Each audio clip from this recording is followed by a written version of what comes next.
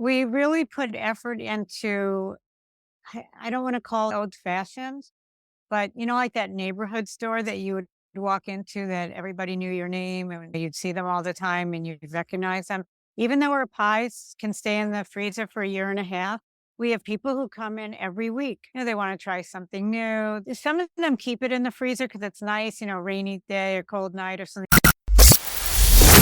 But I am the world's biggest super fan. You're like a super fan. Welcome to the Business Superfans podcast. We will discuss how establishing business superfans from customers, employees, and business partners can elevate your success exponentially. Learn why these advocates are a key factor to achieving excellence in the world of commerce. We discuss the invaluable insights of business owners who have successfully implemented the strategies in the book to build their own team of devoted superfans. Gain insightful knowledge from the experts who create applications that help you create passionate superfans. This is the Business Superfans podcast with your host, Freddy D. Freddy!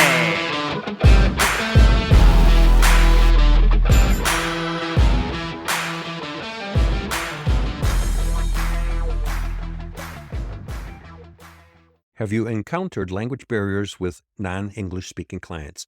Are language communication challenges hindering your business opportunities? For top-notch language services, choose A Foreign Language Service. They facilitate communications in over 400 languages, enhancing your offerings and driving success. As Arizona's premier language provider for over 30 years, they offer elite interpreting and translation services, including American Sign Language, nationwide. With a focus on excellence, they provide 24/7 telephonic and video interpreting with a live interpreter in under 60 seconds. Request telephonic, video, or in-person interpreting.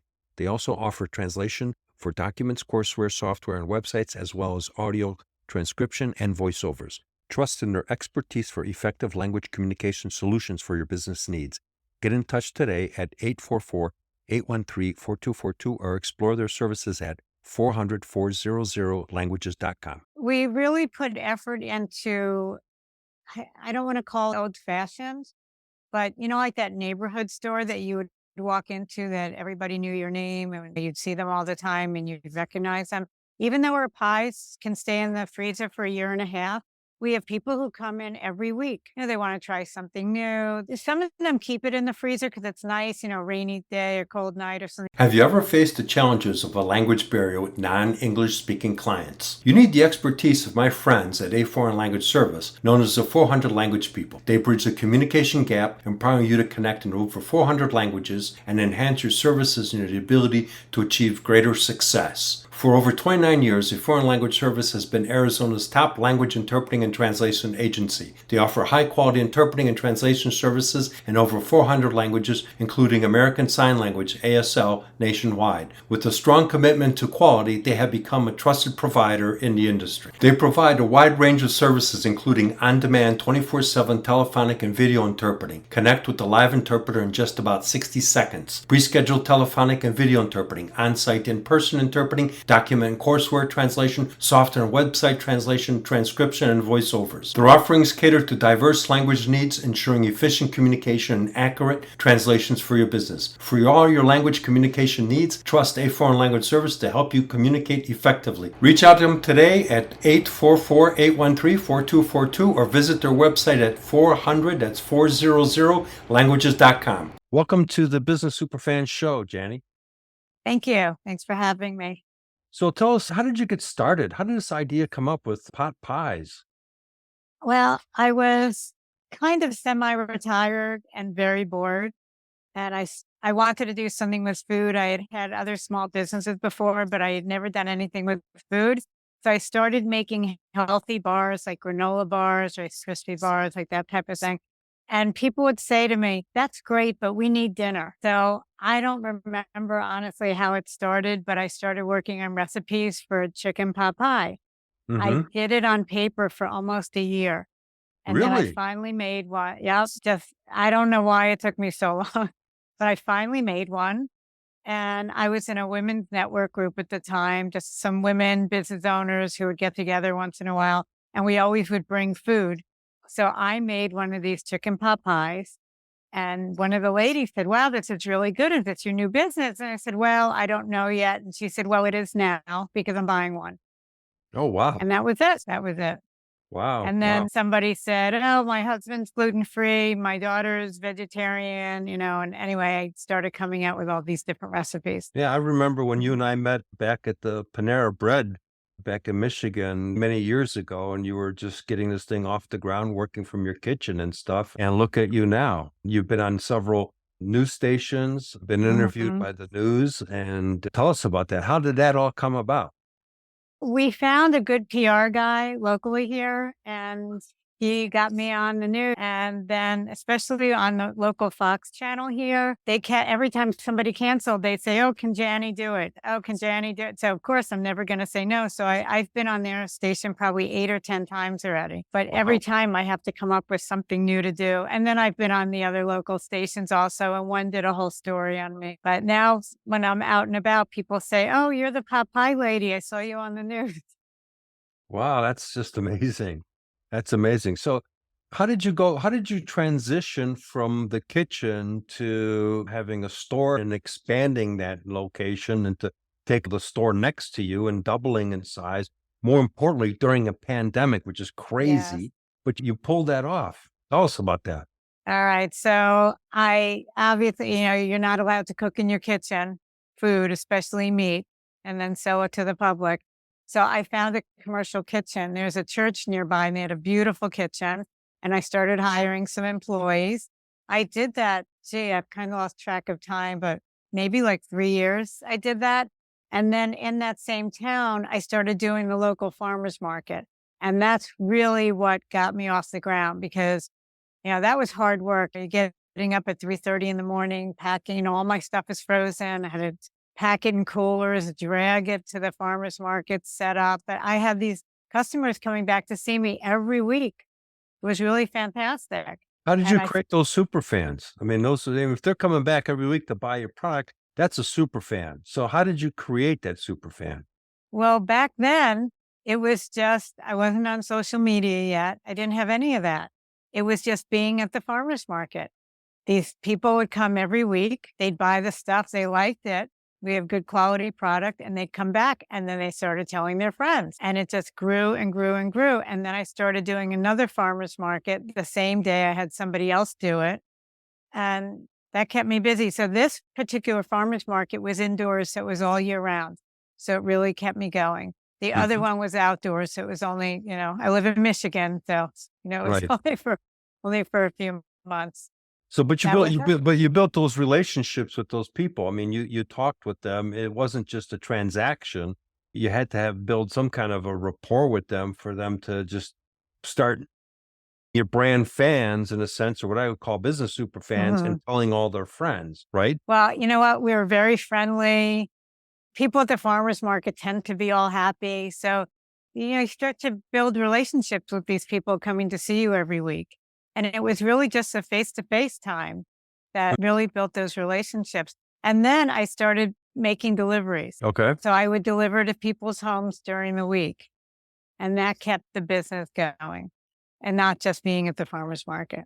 So then I started growing more from there. Right.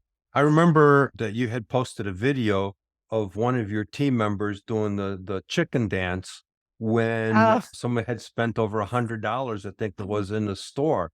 And as a crazy idea that was a brilliant idea because it was funny and that attracted more people to enjoy that. And this is a cool, fun place. And that was a great attraction marketing strategy. Yeah, it's funny that you remember that because that was 2 years ago. Our Thanksgiving in a Pie, it was really a turkey suit. And the Okay. Thanksgiving in a Pie is available starting today, September 1st. Okay. So I'm going to have to go remind her about that. And maybe we'll have to do that again because I think we all forgot about it for this But year. that was great. That was brilliant. It was really fun. It was really fun. It was off the cuff. And that's the things in my book. I talked about doing some kind of that are unique that sticks in people's mind. And I remember seeing that video on Facebook and I'm going, that was a brilliant thing. And I think you guys should resurrect that. And maybe this is the 2023 version of it. Right. And make some fun out of it.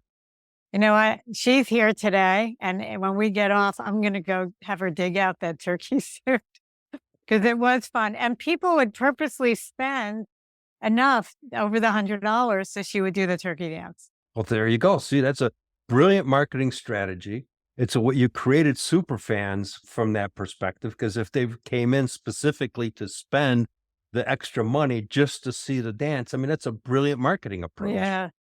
I hope she still has that outfit. So what do you guys do for like loyalty and stuff to get customers to come back and things like that? Okay. Well, we have a mailing list, Okay. and I used to write a whole blurb all the time. I don't do that anymore. Now, my son, Steven, who, does the marketing and all the social media, Steven writes newsletters based on, we have new products coming out. We almost always, every time he does a newsletter, there's a discount in there or something special for them. Okay. And we have a point system at the register. We use Square. And for Okay. every 100, wait, I always get this mixed up. They get 10 points, I think, for every $100. No, they get 100 points for every $10. That's what it is. And when they reach 1,000 points, they get $5 off. So we've made it so that the customer can get there very quickly, Right. that it doesn't take a long time to get there. So we have customers, they spend, they got 1,200 points today. When they come back in next time, they're getting their $5 off. And they like that. So it does keep them coming back. They just have to put their phone number in. It's very easy to use. Square takes track of it, keeps track of everything for us. And it's what's important there that you just mentioned was that it's attainable, because there's a lot of businesses that create programs, but they're really not attainable. And so in turn, it really backfires because people realize I'm never going to get this thing. And it's just a Right. gimmick, where if it's retainable, like you just said, that changes the dynamics, because someone comes in there and buys a couple things and poof, they're halfway there right off the bat. And they go, yeah, I'm coming back because this works.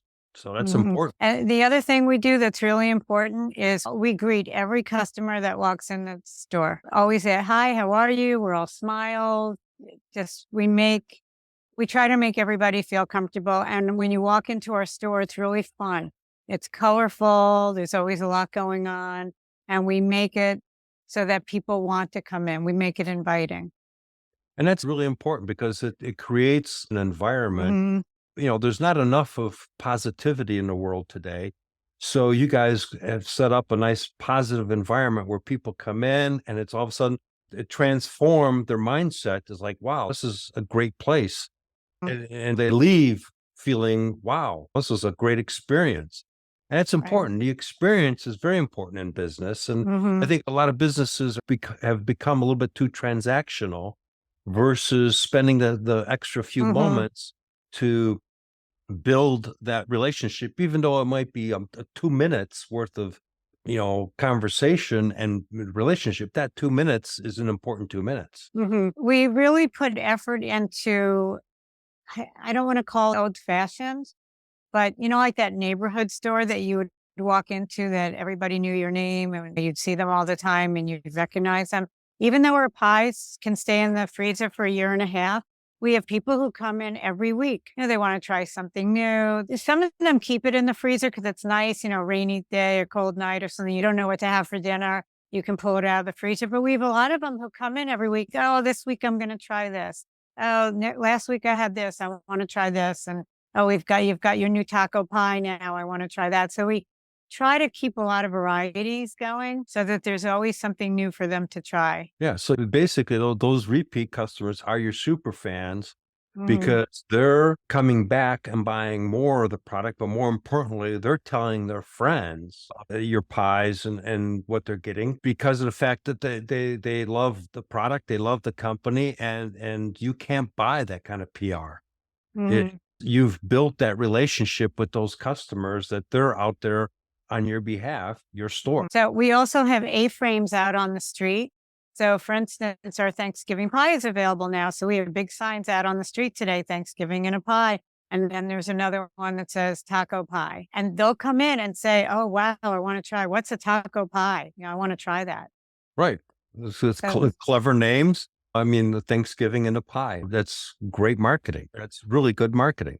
What do you do for employees and keep them and turning them into super fans for the business? Okay, so we do have a reward system. I try to do bonuses. Today we just got picked up by a distributor. This week was our first week doing production for them.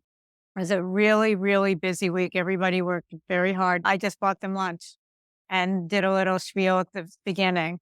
We do a lot of that. Also, we make a really, really big deal out of everybody's birthday. That's They get important. the lunch they want, the cake, all that. What else do we do? I just try to, there's a lot of rewards. I think that's important for business owners to really think about that because really your employees, basically, I call them team members, they're the business. They're the front lines to the business.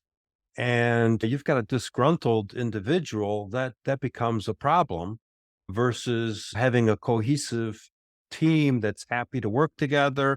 They're having fun. And in my book, I talk about people will crawl through broken glass for appreciation and recognition.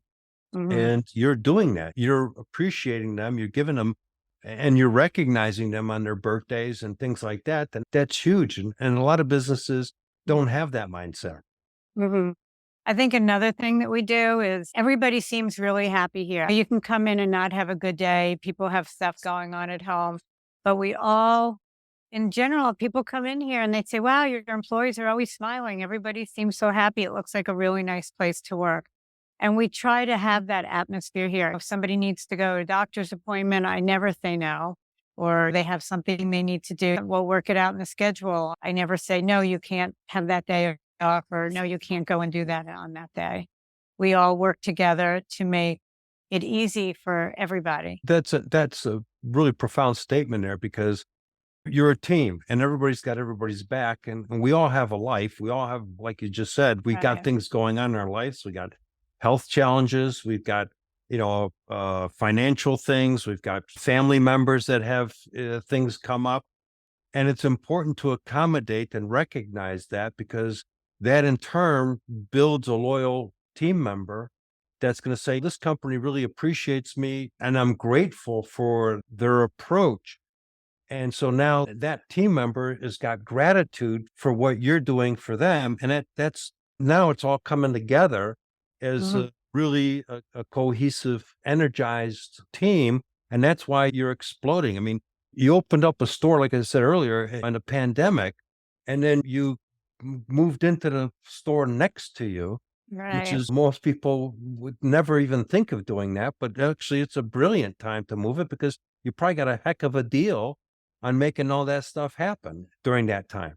Well, I can tell you, I would have had to move because there's no way we could have stayed in the original store. I outgrew it very fast. We opened the store April 20th, 2020, right in the middle of the pandemic. Right. The one good thing I had going for me was I had frozen food and I was still doing the farmer's market nearby. So I would tell the people there, oh, I opened my store. So they would start coming. And then people in the neighborhood started coming. I put signs out on the street, we're open. And it was a tough time. Everybody had to wear masks. We had the mask police come in to make sure that we were all wearing our masks properly and handling our food. I mean, it was not a fun time. But then all of a sudden, there was a hair salon next to me and they went out and we were already crowded in my store. I think I was working on a little table myself. There was no room for everybody to work. So we did that lease, put a big hole in the wall, and now I've got my production facility. Wow. Just an amazing story. So Yeah. tell us a little bit about your management style and how you manage all that aspect of growing the business. I mean, going from the kitchen in the house into creating that concept to now multi-location distributing your products in grocery stores Mhm. throughout the state of Michigan and beyond. It's not easy. I've always been in sales. Originally was a stockbroker. I don't know if you knew that. So I've always been in sales and I like watching the business grow and every little business that I've had. I like that. You like to see, wow, I'm growing. I made more sales this month. So to me, it was natural that I would keep going and I kept looking for different avenues of income. So we started doing catering every week. I had the farmers markets going. I had my store, and I just kept it going. Where am I going to go next? What's going to bring income in for me? How many people do I need to work for me to get to that point? How much food do I need to buy? It is not easy. I was not in the food business before. So it was a learn as you go process, and I've learned a lot.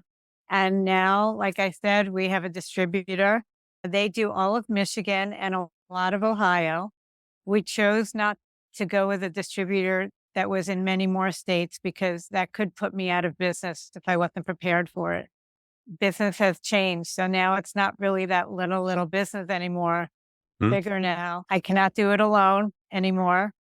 I get a lot of help from the people that work with me. We have my son, who specializes in all of our social media and marketing. He does a lot of my financial work for me. I've got another son who does some sales for me. I'm working now with the distributor. Plus, I'm the contact for the 42 stores that we're in. And we just keep going. It's hard. I won't lie. It is not easy. I'm no spring chicken anymore. I can appreciate that.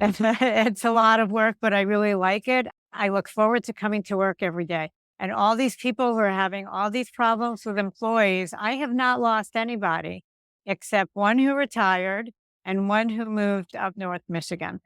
And that's it.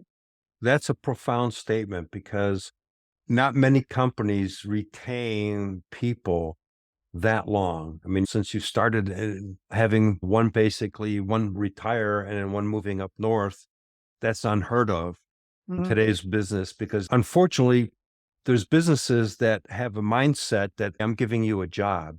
You should be grateful that I'm giving you the job. And unfortunately, that's the wrong mindset, because I look at it as no team members, no business. There's no way you could conduct a business in the level that you're at without a solid team that's all on the same page, working towards the same goal. And that's huge. So I can hear them behind me making pies and hand pies and all this stuff. And if they're not motivated to do that, I'm going to be out of business because I can't do it myself.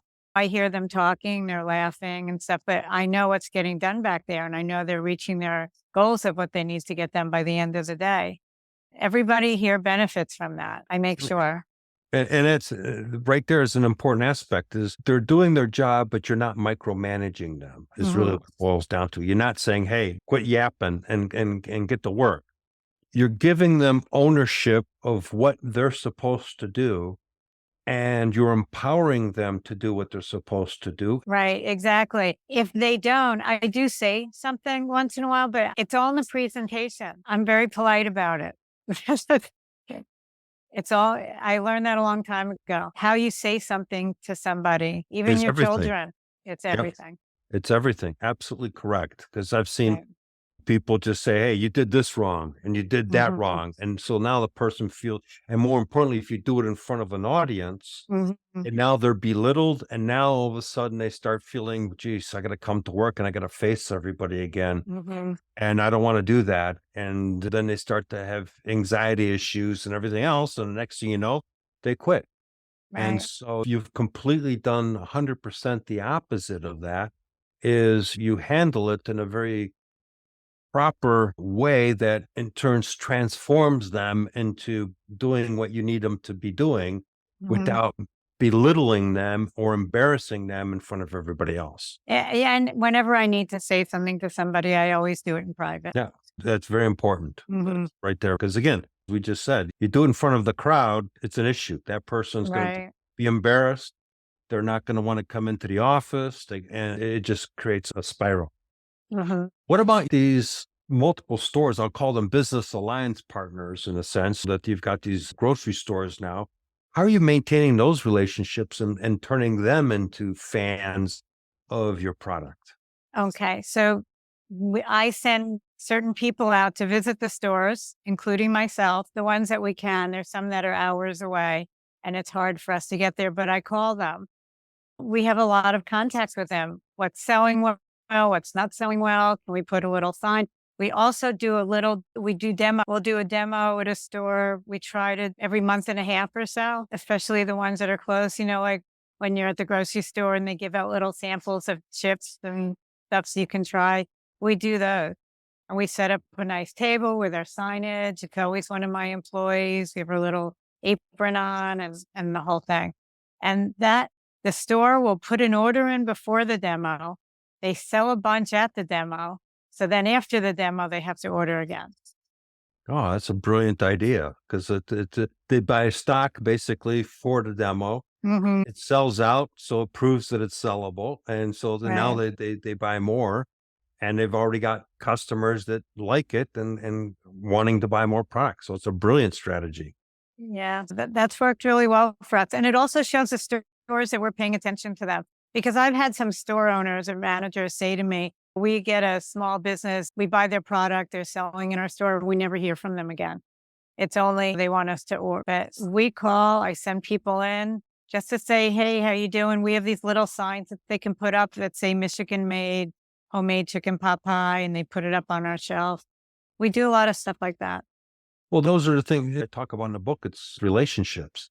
You're Mhm. building relationship with your customers. You're building relationships with your employees, team members. You're building relationships with your business partners. We mentioned earlier, a lot of people look at it from a transaction standpoint, but the reality is to really grow the way you're growing, it's really goes down to relationships. People Mhm. buy from people that they like. Right. And whenever we do a demo, we always have a picture taken of the person who's there and we post it on social media that day. That also gets people to go to the store. Yeah, because again, you're building the relationship, you're edifying that employee that's out there so they feel to look at me. Did you see the Mhm. picture of me posted at the store and stuff? So they're telling their friends. So you've got your employees as your super fans, they're telling their friends, hey, look at the picture and stuff like that. And you've created a business super fans that are telling other people about the business on your Facebook page. I've seen it grow from some people to thousands now. And you've done that all organically. It's just Mhm. amazing. I don't know, remember the number, but I know it's more north of 4,000 followers. Yeah, I think we're up to 8. Wow. Okay. Yeah, 8,000 followers, and I it's think all so. organic. That's just Mhm. amazing. That's a lesson to be learned for other businesses. That's how you build super fans, all organically by building those relationships, by recognizing people and what you're doing with your team and what you're doing with your business partners. It's fantastic. Oh, thank you. We do also pay for some Facebook advertising and we target certain markets. And that's worked very well for us. Every single day, somebody comes into the store and says, I keep seeing you on Facebook. I finally had to come in. It works. And it does work. Every day, half of our customers are new. Wow, that's amazing. But both of us having a sales background, the reality is you don't make the sale on the first, second, or third contact. Usually it's the sixth, seventh, eighth, ninth contact. Right, Right? But right, unfortunately, right. people give up 1 or 2 or 3 and well, okay, they're never going to buy. And they don't put in the extra effort to get to the eighth, ninth contact of that individual. Mhm. And that's when the transaction happens. You proved it right there. It works. That's worked very well for us. So excellent. Yeah. So how can people find you? Well, we're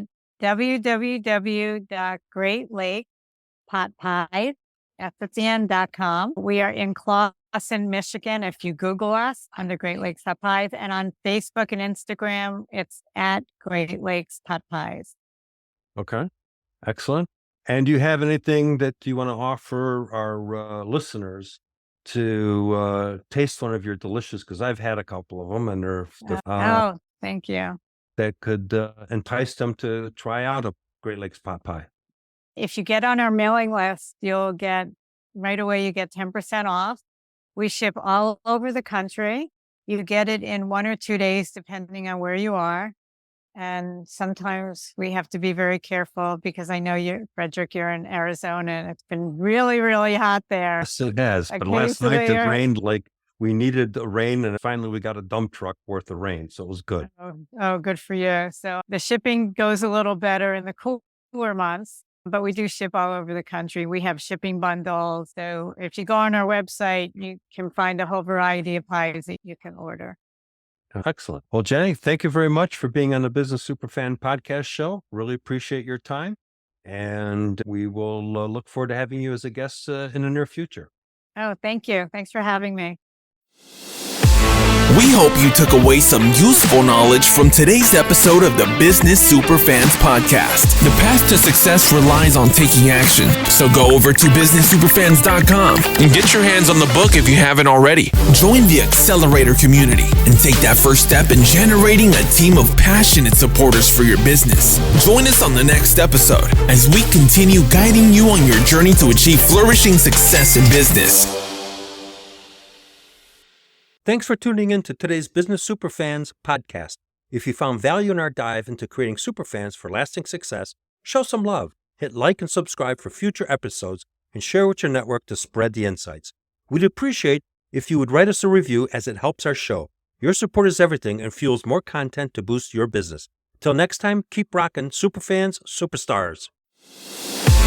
We hope you took away some useful knowledge from today's episode of the Business Superfans podcast. The path to success relies on taking action. So go over to businesssuperfans.com and get your hands on the book if you haven't already. Join the Accelerator community and take that first step in generating a team of passionate supporters for your business. Join us on the next episode as we continue guiding you on your journey to achieve flourishing success in business.